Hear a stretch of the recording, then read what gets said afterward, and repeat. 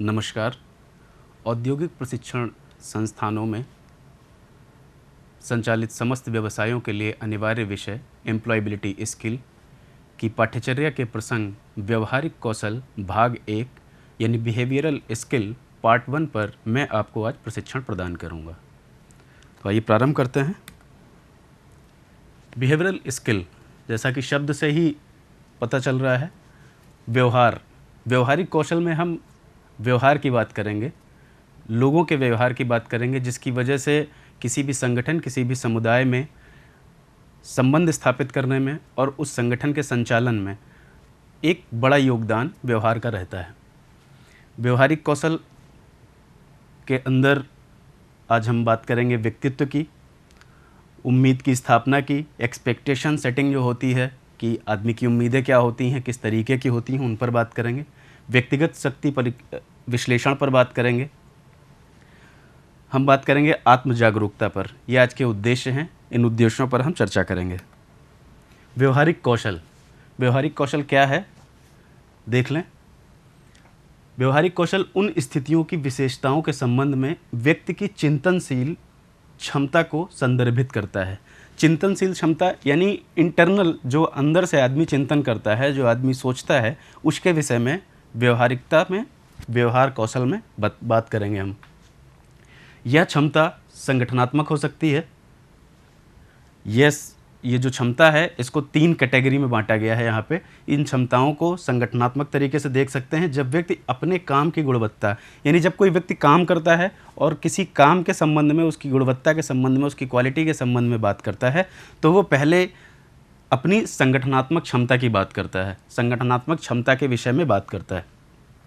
सामाजिक या पारस्परिक जो क्षमता होती है, सामाजिक या पारस्परिक क्षमता जब व्यक्ति दूसरों के प्रति प्रतिक्रिया करता है, यानी जब किसी व्यक्ति ने अपने अलावा किसी और के बारे में अपना फीडबैक दिया है कि वो अच्छा है, ख़राब है, किस तरीके का है, उसके विषय में जब बात करता है तो वो इस सेक्शन में आ जाता है, सामाजिक या पारस्परिक संबंधों में आता है। तीसरा है भावनात्मक और मनोवैज्ञानिक। जब आदमी भावनात्मक और मनोवैज्ञानिक तरीके से बात करता है तो उसकी खुद की सीमा पर प्रतिक्रिया करता है। उदाहरण, प्रशिक्षण लेना। जब सैद्धांतिक रूप से देखें तो भावनात्मक और मनोवैज्ञानिक रूप से तब आदमी बात करता है जब प्रशिक्षण के संबंध में वो खुद की बात करता है, खुद प्रशिक्षण लेता है या प्राप्त करता है, तो उस सेक्शन को हम भावनात्मक और मनोवैज्ञानिक सेक्शन में रखेंगे। ये हो गया व्यवहारिक कौशल। यानी व्यवहारिक कौशल के अंदर में हमने देखा कि व्यक्ति का व्यवहार किस किस तरीके से बदलता है और किस किस तरीके से किन किन चेंजेस को स्थापित करता है। व्यवहार के अंदर में सबसे पहली जो चीज़ है, जो सबसे इम्पॉर्टेंट चीज़ है, वो है पर्सनैलिटी, यानी व्यक्तित्व। किसी भी व्यक्ति के व्यक्तित्व के आधार पर ही उसका व्यवहार निश्चित होता है। व्यक्तित्व को परिभाषित करने के लिए यहाँ पे मैंने कुछ पॉइंट्स दिए हैं। व्यक्तित्व वह है जो किसी व्यक्ति को किसी स्थिति में क्या करेगा कि एक भविष्यवाणी है। यानी किसी व्यक्ति के बारे में जो व्यक्तित्व की जब बात करते हैं तो उसके विषय में ये सोचना पड़ता है कि वो व्यक्ति किसी कंडीशन में, किसी स्पेसिफिक कंडीशन में किस तरीके का बिहेव करेगा, पहला। दूसरा, व्यक्तित्व को संगठनों की कौशल योग्यता क्षमताओं के साथ समायोजित किया जाना चाहिए। यानी जो व्यक्ति की पर्सनैलिटी है उसको किसी भी, जब वो संस्था में काम करता है, किसी भी समुदाय के साथ काम करता है, तो उस संगठन की कौशल योग्यता जो है वो उस व्यक्ति की पर्सनैलिटी पर डिपेंड करती है। व्यक्ति का व्यक्तित्व कैसा होगा उस पर डिपेंड करती है उस संगठन की कौशल योग्यता। तीसरा, किसी व्यक्ति के व्यक्तित्व को उसके व्यवहार में बनाने के लिए समायोजन के आधार पर बदल सकते हैं। यानी जैसा पिछले पॉइंट में बताया गया कि संगठन में समायोजन की बात जब की गई, जब व्यक्तित्व को समायोजित करेंगे किसी संगठन के साथ, तो उसका जो आउटपुट मिलेगा, जो उसका रिजल्ट मिलेगा, वो इसमें देखने को मिलेगा। अगला है, व्यक्तित्व मानव व्यवहार के प्रमुख निर्धारकों में से एक है, लेकिन व्यवहार के अन्य कारक भी हैं। यानी व्यक्तित्व तो है ही है, व्यक्तित्व के साथ में और भी कई सारी चीज़ें हैं जिनकी वजह से आपका व्यवहार या व्यवहारिक कौशल में इफ़ेक्ट आता है, चेंजेस आते हैं या वो परिवर्तित होते हैं सिचुएशन के हिसाब से। इसमें कौन कौन है? आपका एटीट्यूड सबसे इम्पॉर्टेंट है। एटीट्यूड, इस पर हम बाद में चर्चा करेंगे। अनुभूति क्या होती है? अनुभूति किसी भी व्यक्ति की सोचने समझने और उसके ज्ञान और कौशल की क्षमता को कहते हैं। जब उसे ये समझ आता है कि हम ये काम कर रहे हैं और इस काम को करने के क्या आउटपुट होंगे, उसको कॉग्निशन में रखेंगे। प्रेरणा जब व्यक्ति मोटिवेट होता है, चाहे वो सेल्फ मोटिवेट हो या फिर किसी के द्वारा मोटिवेट किया गया हो। चौथा, विश्वास। जो काम कर रहा है, जो जिस कार्य के लिए उसको लगाया गया है या जिस कार्य में वो संलिप्त है, उस कार्य के प्रति उसका विश्वास होना चाहिए, उसका फेथ होना चाहिए। वो पूरी तरीके से बिलीव करे उस कार्य में कि हाँ, ये मैं कार्य कर रहा हूँ और ये कार्य मेरे लिए फ़ायदेमंद है। अब व्यवहार के प्रकार पर बात करेंगे।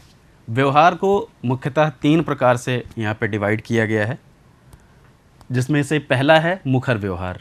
मुखर व्यवहार जब हम किसी के साथ बहुत सामान्य तरीके से बात करते हैं, जैसे हम अपने मित्रों के साथ बात करते हैं, हम अपने कलीग्स के साथ बात करते हैं, या फिर हम अपने सबॉर्डिनेट के साथ भी कभी कभार थोड़े से मुखर हो जाते हैं, तो उस कंडीशन में मुखरता कैसे महसूस होगी या कैसे आप पता करेंगे कि मुखर व्यवहार किसे कहते हैं?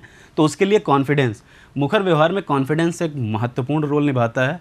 कॉन्फिडेंस आदमी का होना चाहिए, कॉन्फिडेंट होना चाहिए। जब भी हम नॉर्मल तरीके से बात करते हैं तो कॉन्फिडेंट होकर बात करते हैं किसी भी चीज़ के लिए।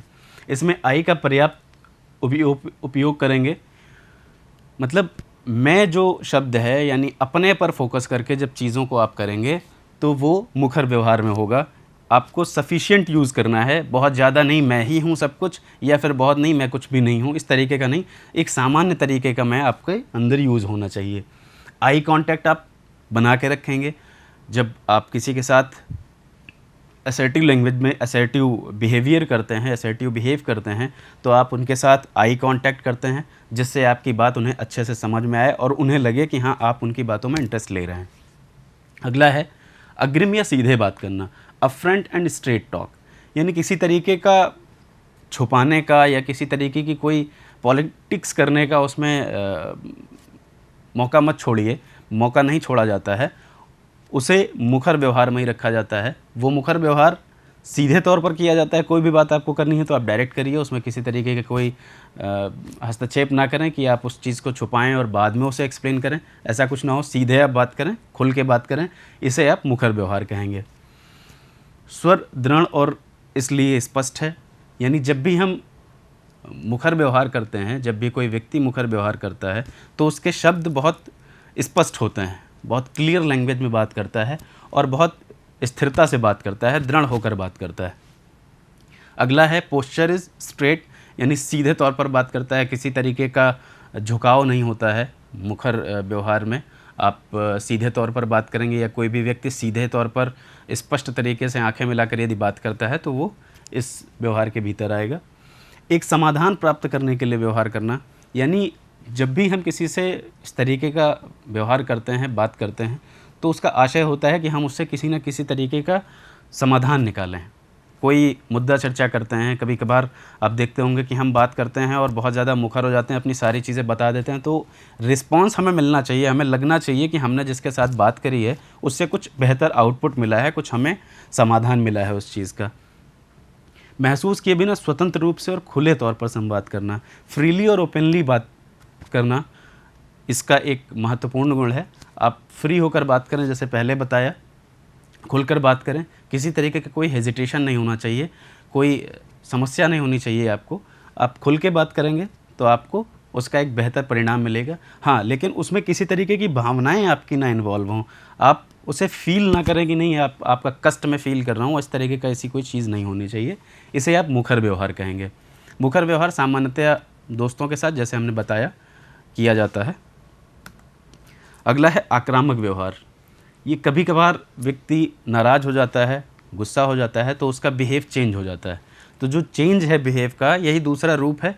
आदमी आक्रामक हो जाता है, व्यक्ति आक्रामक हो जाता है, इसे एग्रेसिव बिहेवियर कहते हैं। इसमें कॉन्फिडेंस पूरा भरपूर रहता है, कॉन्फिडेंट रहता है फुल, या इसे कह लें कि ओवर कॉन्फिडेंट रहता है। ओवर कॉन्फिडेंट होने की वजह क्या होती है कि जब व्यक्ति को गुस्सा आता है तो वो सोचने समझने की क्षमता खो देता है और अपनी ही बात को मनवाने के लिए आतुर रहता है, इसलिए वो ओवर कॉन्फिडेंट कहा जाता है उसे।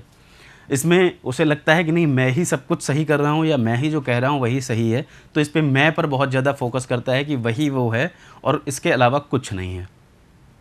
तीसरा है आँखों से बहुत ज़्यादा संपर्क, यानी टू मच आई कांटेक्ट होने पर, यानी घूर के या किसी तरीके से ऐसे बात करके कि सामने वाले को फील हो कि नहीं बहुत नाराज़गी से या बहुत गुस्से से बात की जा रही है। कभी कभार हम अपने साथियों के साथ भी ऐसा कर लेते हैं या फिर जूनियर्स के साथ भी कभी कभार ऐसा होता है।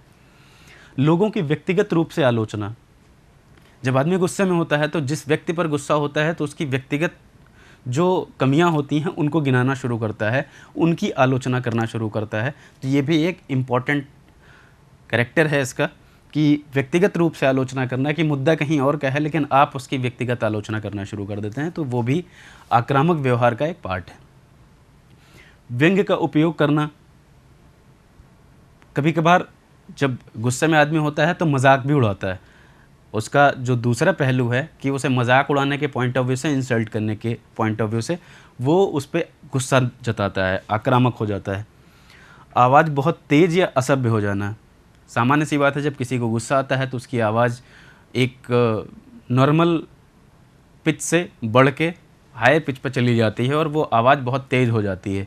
उसे लगता है कि उसके अलावा कोई और ना बोले और वो अपनी पूरी भड़ास निकाल ले, इसलिए वो लैंग्वेज, कभी कभार ख़राब लैंग्वेज का भी यूज़ करता है। लगातार दूसरों को दोष देता है, यानी जब कोई व्यक्ति गुस्से में लगातार दूसरों के प्रति बात करता है, दूसरों की आलोचना कर रहा होता है, दूसरों के व्यक्तिगत गुणों की आलोचना कर रहा होता है और सिर्फ दूसरे के दोषों की बात कर रहा होता है, उसे अपने से कोई मतलब नहीं है, तो वो भी इसी व्यवहार के अंदर आता है, उसका भी व्यवहार आक्रामक व्यवहार माना जाएगा। इमीडिएट नाराज़ हो जाना, फ्रिक्वेंटली नाराज़ हो जाना भी इसका एक गुण है कि जो आक्रामक व्यवहार जिनका होता है, जो आक्रामक व्यवहार के आदी होते हैं, उन्हें बहुत जल्दी गुस्सा आता है, त्वरित गुस्सा आता है। और डोमिनेटिंग नेचर होता है उनका, वो हावी होना चाहते हैं, वो चाहते हैं कि कोई उनके अलावा दूसरा व्यक्ति उनकी बराबरी ना करे, वो बस अपनी ही बात मनवाना चाहते हैं, तो वो भी इसी के अंदर आता है, वो दूसरे पर हावी होना चाहते हैं। तो ये सारे जो भी गुण हैं ये आक्रामक व्यवहार के भीतर आते हैं। आक्रामक व्यवहार सामान्यतया लोग जूनियर्स पर करते हैं या फिर कभी कभार गुस्से में आदमी अपने साथियों के साथ भी कर लेता है। सबमिसिव बिहेवियर यानी विनम्र बिहेवियर, विनम्र व्यवहार की बात जब करें तो इसमें प्लीज़ की फीलिंग ज़्यादा होती है। आदमी चाहता है कि हम रिक्वेस्टिंग मोड में अपनी बात करें और सामने वाला हमारी बात को सुने और समझे और शायद उस पर कोई हमें प्रतिक्रिया दे, उस पर कोई रिस्पॉन्ड करे। तो इसको भी जिस तरीके से डिवाइड किया है इसको देख लेते हैं। विश्वास की कमी होती है, कॉन्फिडेंस बहुत हायर बहुत लो करके बात नहीं करते, लेकिन हाँ एक एवरेज कॉन्फिडेंस रहता है, क्योंकि उसे प्लीज़ करना है। प्लीज़ करने के लिए अगर आप कॉन्फिडेंट हायर कर लेंगे तो आप प्लीज़ नहीं कर पाएंगे। लेसर मतलब अपने आप को बहुत समझ के अपने आप की बात को कह के अपने आप को प्रदर्शित करना, इसमें मैं का उपयोग कम हो। आई कांटेक्ट ना करना, जब हम प्लीज़ करते हैं तो गर्दन झुका के या सर झुका के या फिर कंधे डाउन करके, हाथ जोड़ के या नमस्कार करके बोलते हैं कि सर हमारा ये काम है, ये कर दीजिए। आँखों से संपर्क नहीं होता है सीधे तौर पर। अपने विचारों को रखने में संकोच होता है, अपनी बात को कहने में थोड़ा सा संकोच भी होता है इस तरीके के व्यवहार में। इस तरीके से जब कोई व्यवहार करता है तो वो विनम्र व्यवहार कहलाता है। खुद की आलोचना करना, कभी कभार होता है कि खुद की आलोचना कर देता है आदमी कि नहीं मैं ऐसा कुछ नहीं हूँ, आप ही करा दीजिए तो ज़्यादा बेहतर है, तो वो भी विनम्र व्यवहार में ही आता है। आवाज़ बहुत नरम, नीरस, दूसरों को खुश करने की कोशिश करना। जो पिच होती है आदमी की आवाज़ की, बात करने की जो पिच होती है वो बहुत डाउन करके बात करना, प्लीज़ करके बात करना कि सर मेरा काम है उसे करा दीजिए। तो उस पॉइंट ऑफ व्यू से जब बात करते हैं तो उसमें आवाज़ को बहुत नॉर्मल रखते हैं, बहुत प्लीज़ वे में बात करते हैं। इस प्रकार संगठनों को हम उक्त तीनों प्रकार के व्यवहार में, यानी संगठनों में ये जो तीनों तरीके के व्यवहार हैं, ये व्यवहार संगठनों में या जो संस्थान हैं वहाँ पे यूज़ किए जाते हैं, वहाँ पे प्रयोग किए जाते हैं और देखने को पाए जाते हैं। इसमें जो ये विनम्र व्यवहार है ये सीनियर्स के साथ अक्सर होता है, जूनियर्स हमारे सीनियर्स के साथ में व्यवहार करते हैं, उस तरीके के व्यवहार को सबमिसिव बिहेवियर कहते हैं। एक्सपेक्टेशन सेटिंग बिहेवियरल स्किल का सेकंड एलिमेंट है उम्मीद की स्थापना। उम्मीद की स्थापना एक मैनेजर के थ्रू हम समझने की कोशिश करेंगे। एक प्रभावी प्रबंधक जो होता है किसी भी संस्था का, किसी को अपने उद्देश्य को पूरा करने के लिए आवश्यक कौशल, व्यवहार और ज्ञान की पहचान करता है। यानी एक जो बेहतरीन मैनेजर होता है वो देखता है कि उसके जो कर्मचारी हैं उनके अंदर किस तरीके की स्किल है, किस तरीके का उनका बिहेवियर है और किस तरीके की नॉलेज उनके पास है, जिसके आधार पर वो उनको काम डिवाइड करता है, उनको काम देता है।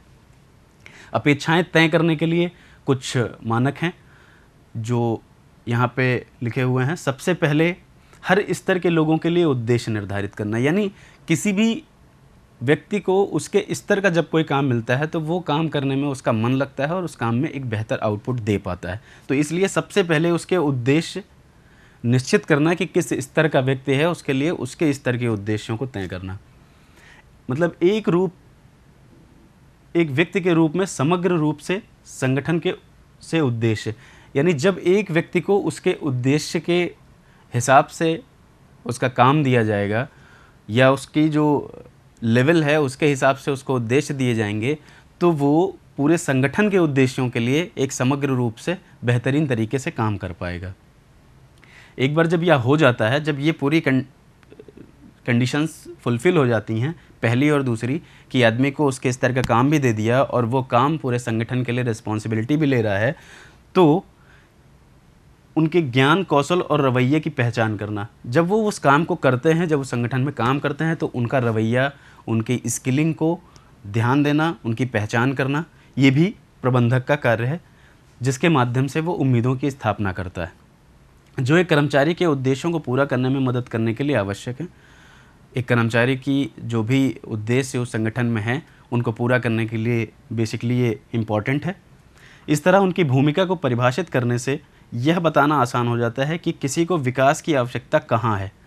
यानी जब किसी व्यक्ति को उसके स्तर से उसके उद्देश्य दिए जाते हैं, उसका काम दिया जाता है, तो ये आसान हो जाता है कि उसके काम में कहाँ पर कमी है या उसके डेवलपमेंट में कहाँ पर कमी है, जिसमें थोड़ा सा अगर बैकअप दे दिया जाए तो वो और बेहतर प्रदर्शन कर सकता है।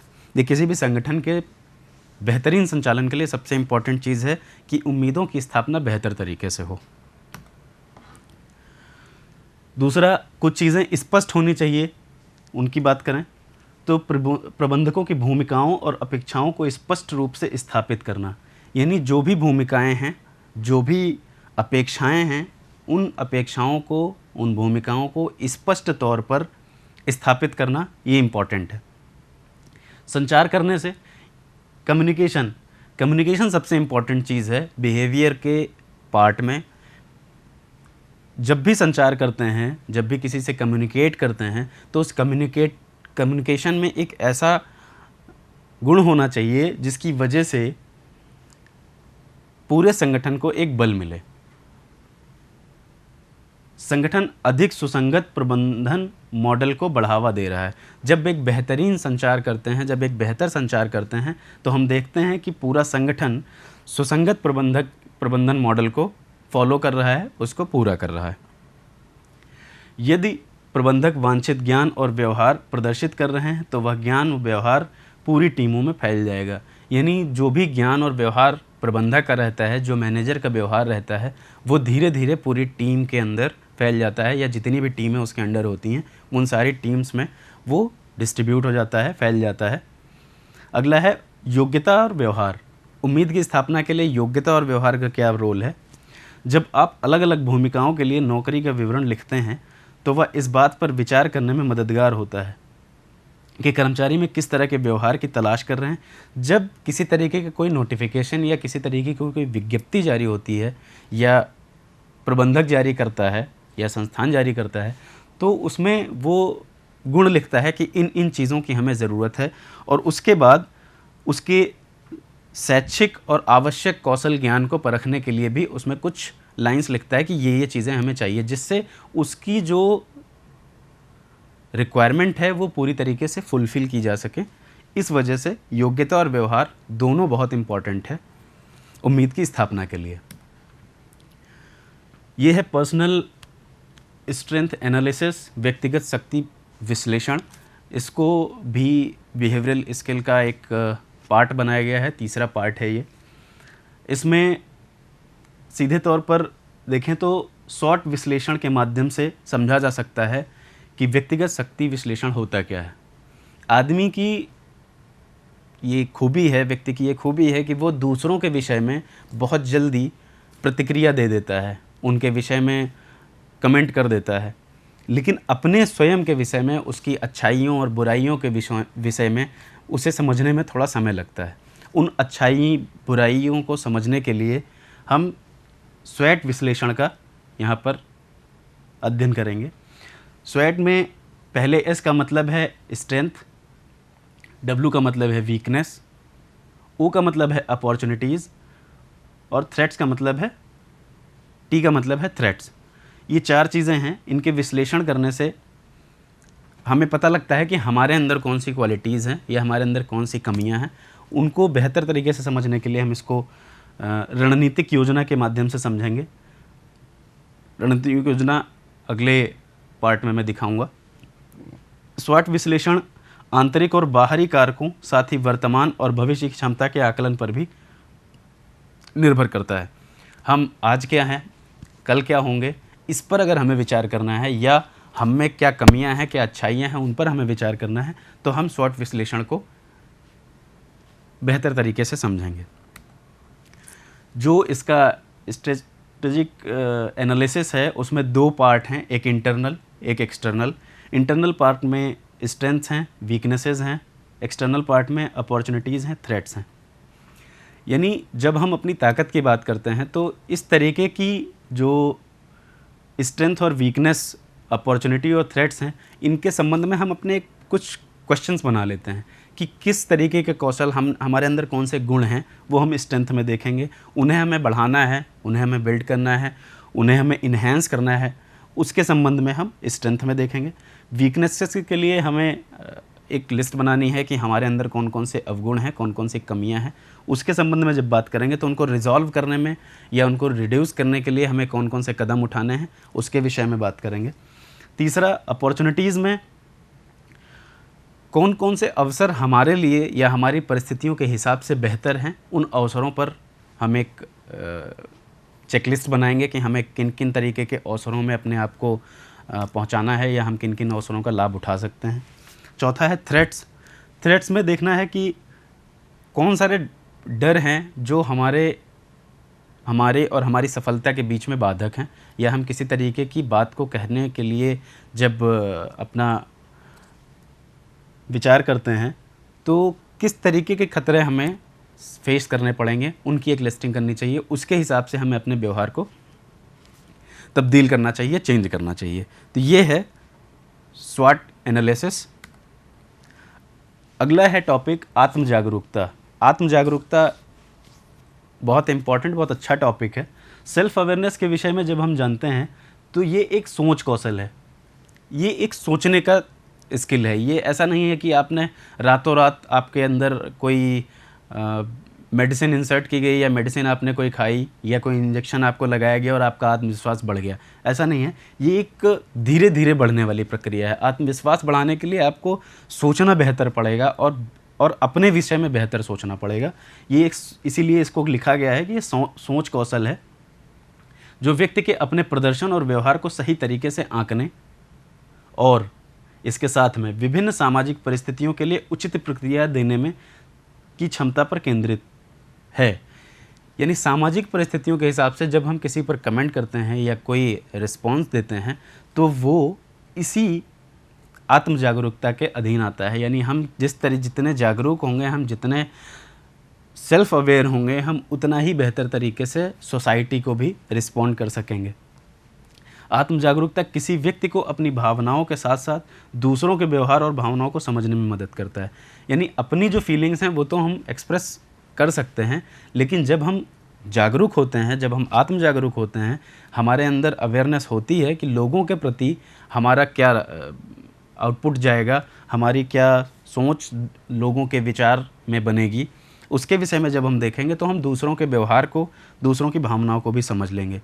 जैसे बच्चे जब वीडियो गेम खेलते हैं तो उसमें वो आत्म जागरूकता कौशल का अभ्यास करने की पूरी अनुमति पाते हैं, यानी उन्हें टीम के साथ कैसे मैनेज करना है, कैसे उस गेम में आगे बढ़ना है, कैसे अकेले बढ़ना है, उन सारी चीज़ों को वो वहाँ पर देखते हैं। आत्म जागरूकता का आपकी नेतृत्व क्षमता यानी जो आपकी लीडरशिप एबिलिटी है उस पर सीधा असर पड़ता है। आप जितने ज़्यादा अवेयर होंगे उतने बेहतर तरीके से आप लीडरशिप कर पाएंगे। अन्य अध्ययन के अनुसार अगर देखें तो आत्म जागरूकता का एक सीधा संबंध टीम के प्रदर्शन से है। टीम वर्क सबसे इम्पॉर्टेंट है। कोई भी काम अगर करना है तो टीम वर्क के माध्यम से करना है। जब आप जागरूक होंगे तो आप अपने टीम के लोगों को भी जागरूक कर पाएंगे और उनके साथ में एक सामंजस्य बिठाकर काम को संपादित कर पाएंगे। एक उच्च स्तर न केवल कैरियर की सफलता, प्रभावी नेतृत्व में योगदान देता है, अपितु आपके ज़मीनी स्तर को भी, जो आपका रूट लेवल है उसको भी आत्म जागरूकता बेहतर बनाता है, मजबूत बनाता है। आत्म जागरूकता को विकसित करने के लिए कौन कौन से लक्षण हैं? अपने व्यक्तिगत लक्षणों को समझने के लिए व्यक्तित्व परीक्षणों का उपयोग करें। जो व्यक्तित्व परीक्षण हैं, जो आपके पर्सनैलिटी असेसमेंट होते हैं, उनको आप ज़रूर चेक करें सबसे पहले अपनी आत्म जागरूकता को समझने के लिए। दूसरे कुछ चेक पॉइंट्स हैं, चेकलिस्ट हैं, इनके माध्यम से आप समझ सकते हैं। पहला है पेशेवर की मदद का उपयोग करें, यानी खुद को जागरूक करने के लिए आप किसी प्रोफेशनल की मदद ले सकते हैं, जैसा वो बताए या जैसा उसने एक आउटलाइन तैयार कर रखी हो कि आत्म जागरूक कैसे बना जा सकता है, उसके हिसाब से कर लें। या बहुत बेहतरीन किताबें भी आती हैं, बहुत अच्छे अच्छे राइटर्स की किताबें आती हैं, उन किताबों के माध्यम से उन्हें भी आप पेशेवर की तरीके से देख सकते हैं, उन्हें भी आप एक प्रोफेशनल की तरीके से देख सकते हैं, वो भी आपकी मदद करेंगे। खुद पर नोट्स रखें, कीप नोट्स ऑन योरसेल्फ। अपने ऊपर नोट्स बनाएं कि हाँ मेरे अंदर ये अच्छाई है, ये मैंने किया है, इस तरीके से मैं कर सकता हूँ और बेहतर कर सकता हूँ। इस तरीके के नोट्स बनाएं जिससे आपको मजबूती मिलेगी सेल्फ़ कॉन्फिडेंस बढ़ाने में, सेल्फ़ अवेयर होने में। किसी और से पूछें। आप अपने संबंध में किसी अन्य व्यक्ति से सवाल पूछ सकते हैं जो आपका करीबी हो या जो आपको समझने का, जिसके साथ आपका ज़्यादा साथ रहता हो, उससे आप प्रश्न पूछें अपनी पर्सनैलिटी के विषय में, तो वो आपकी मदद कर सकता है। अच्छे प्रश्न पूछें। अच्छे प्रश्नों का मतलब आप अपनी क्वालिटीज़ के विषय में पूछें। अगर आप अपनी कमियों के विषय में बहुत ज़्यादा पूछेंगे तो आप शायद थोड़ा सा निगेटिविटी आपके भीतर आ जाएगी, तो इस वजह से आप बेहतर क्वेश्चन पूछें। औचित्य के बिना प्रतिक्रिया सुनें। औचित्य ना हो किसी तरीके की जो भी प्रतिक्रिया प्रश्नों के बदले में मिलती है आपको, उनका भले आपको लगता है कि इनका कोई मतलब नहीं है, लेकिन फिर भी आप उन्हें बेहतर तरीके से सुनें, क्योंकि जब आप अच्छे से सुनेंगे तो आप उन पर एक अच्छे तरीके से काम कर पाएंगे। बदलाव के लिए खुले रहें। चेंजेस सभी लोगों को एक्सेप्टेबल नहीं होते हैं, इसलिए चेंजेस के लिए बहुत ओपन होके, बहुत खुल के आपको रहना चाहिए कि आप परिवर्तन कर सकें। स्वयं को पीछे रखने वाली व्यक्तिगत आदतों को पहचानें।